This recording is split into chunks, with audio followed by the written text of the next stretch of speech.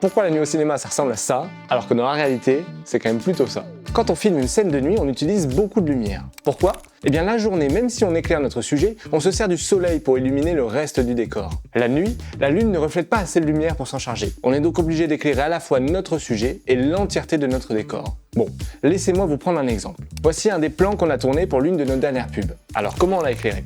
On allume toutes les lumières et on règle l'exposition de la caméra jusqu'à ce qu'elle soit au bon niveau. Pour accentuer l'effet et ne pas avoir de grosses zones d'ombre, nous rajoutons 2 tubes en blanc chou.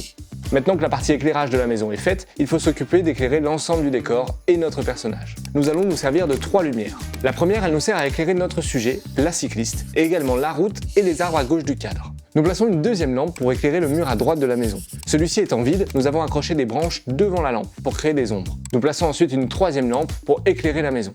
C'est la combinaison de ces 3 lumières qui donne l'impression qu'une seule et même source lumineuse, la lune, éclaire toute la scène. Pour finir, nous utilisons une astuce très connue. Nous prenons le temps de mouiller le goudron en premier plan. Cela nous permet de créer ces petites réflexions de lumière sur la route, ce qui ramène de la profondeur et de l'intérêt. Si ce genre de contenu te plaît, abonne-toi!